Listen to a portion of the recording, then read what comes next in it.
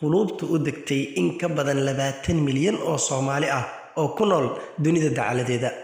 Xulka qaranka ee Soomaaliya ee wiilasha kubadda cagta ayaa u gudbay kama dambeynta tartanka Sakafa Under 17. Goolayaha Soomaaliyeed ee xulka kubadda cagta ee 17 jirada Cabdiqaadir Marshaale ayaa dhaliyay rigooradii 8aad ee xulka Soomaaliya ee ku karbaasheen dhigooda Uganda. Celcelis ahaana waxay uga badiyeen 8 iyo 7 rigooro. Gool Soomaaliya daa arki jirteen xul Soomaaliyeed oo 6 iyo 7 looga soo badiyay 8 maanta anaga 8 ku badilay maanto kalena madaxana furan alla maanta miska ooya farxad waxa mooday ina dhex joogo Addis Ababa waxa mooday ina ciyaarta caadi u daawanay stadiumka aa joogo maanta dareenkayga ma qiyaas karo farxad zaid ayaa dareemaa heeso inta baxo oo tima jara tago ina odaygan camal timaha u soo jirto alaabtaana ka waxa alla madaxana furan waxa laga jirtaa waqooyiga Uganda iyo Tanzania tan camal waxa lahay saaxiibada Cabdinaasir Khaliif iyo Axmed Shukamaaldood inta israaceen ee nin Uganda soo tageen Nojer oo dhahay oo gees maqaska ka geliya alla ninka Axmed Shuka waa xanaaqay ninka Uganda isku maqas ku dilay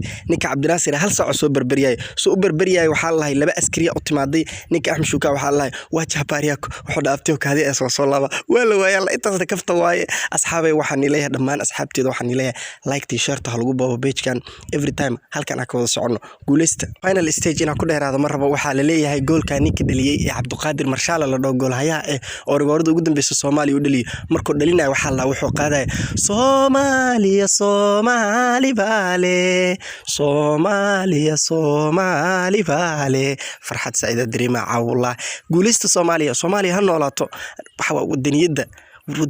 wax ka fiican mala wadaniyada lagu dadaal baaba waxaan ileeyahay hadii aad ku cusubtahay meeshan fadlan follow na si TikTok hadii aad noogu timid YouTube na way ka si fiican tahay subscribe leh nala joog aad oo maasantahay umada media 24 macalinka xulkan hogaaminaya magaciisa commentiga noogu waxa jeclaa inuu yahay macalinkii oo xulka 17 jirada oo tartanka jaamacadda Carabta ka soo qayb galay oo banooniga quruxda badan dheelayay